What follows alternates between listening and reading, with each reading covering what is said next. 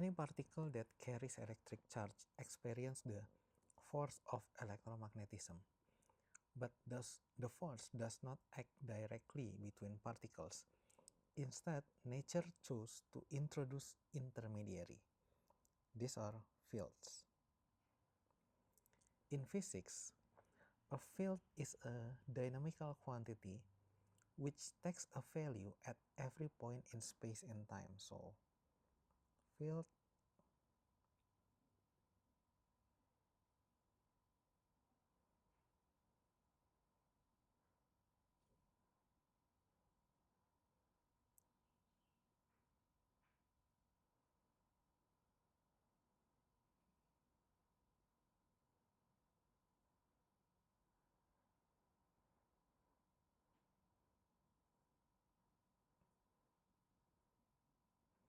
To describe the force of electromagnetism, we need to introduce two fields, each of which is a three-dimensional vector.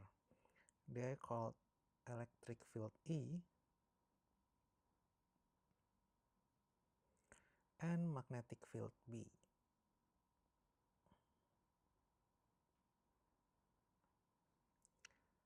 which function of x and t.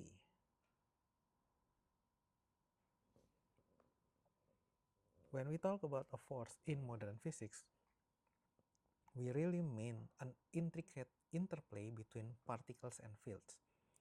There are two aspects to this. First, the charged particles create both electric and magnetic fields. Second, the electric and magnetic fields guide the charged particle, telling them how to move. This motion in turn changes the field that the particle creates. So, looks like this. Charged particles,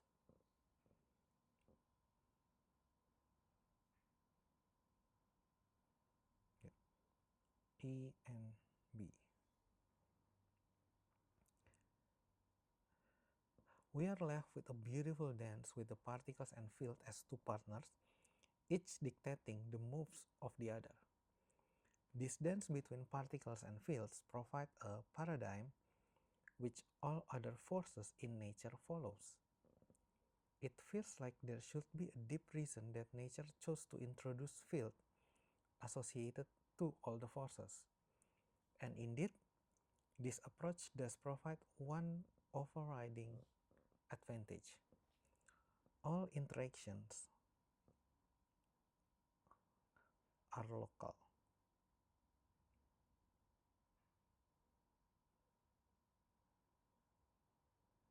Any object, whether particle or field, affects things only in its immediate neighborhood. This influence can then propagate through the field to reach another point in space, but it does not do so instantaneously. It takes time for a particle in one part of space to influence a particle elsewhere. This lack of instantaneous interaction allows us to introduce forces which are compatible with the theory of special relativity, something that we will explore in more detail later. The purpose of this course is to provide mathematical description of the interplay between particles and electromagnetic fields. In fact, you already met one side of this dance. The position r, t, of a particle of charge q is dictated by the electric and magnetic fields through the Lorentz force law. Just F equal to Q times E plus dot cross B. The motion of the particle can then be determined through Newton's equation F equals mr double dot. We explore various solutions to this in the dynamic and relativity lesson. Roughly speaking, an electric field accelerates a particle in the direction of E.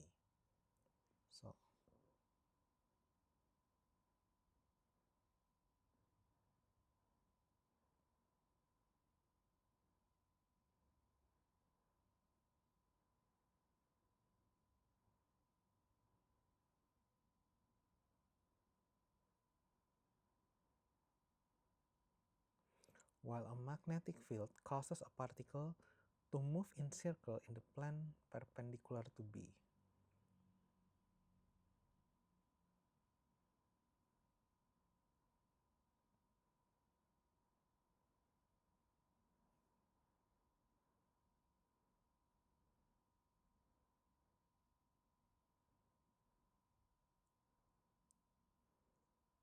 In the plane